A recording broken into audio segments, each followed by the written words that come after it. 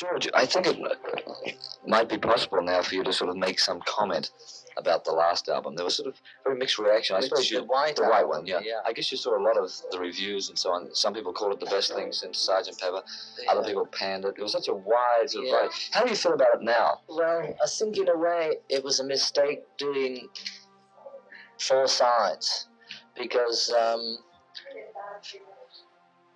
first of all it's too big for people to really get into it, for reviewers and also the public. Maybe now people have bought it, and if they've really listened to it for years or since it was out, then they'll have their own favourites. And there's a couple of things that we could have done without on the album, and maybe if we'd have made it just compact, 14 songs, say. Which tracks do you think of in particular?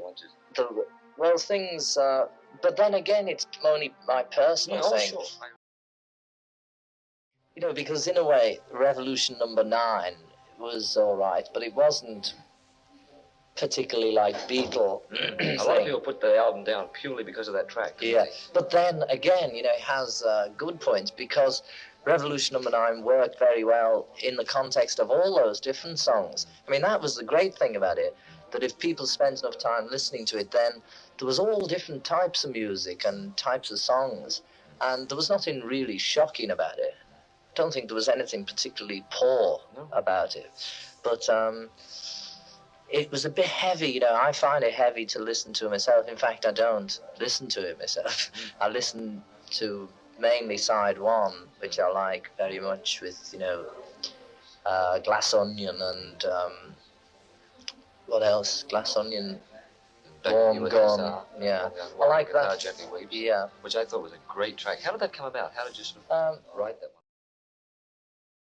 I wrote it at my mother's house in the north of England. Oh, yeah. I just had my guitar, and I think I just opened. That's right. I just wanted to write a song, and I do this often actually.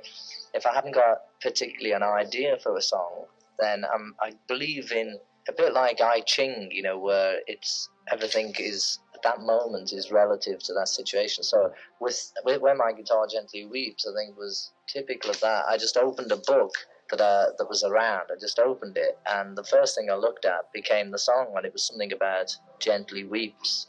And then from that, the whole thought started going, and I just wrote the song then, just closed the book again, and I had the idea. I think, Eric Clapton played guitar now. I think some people wrote letters to me saying, you've got a really good blues feel where you play that guitar. And I really dig him as a guitarist and as a guy.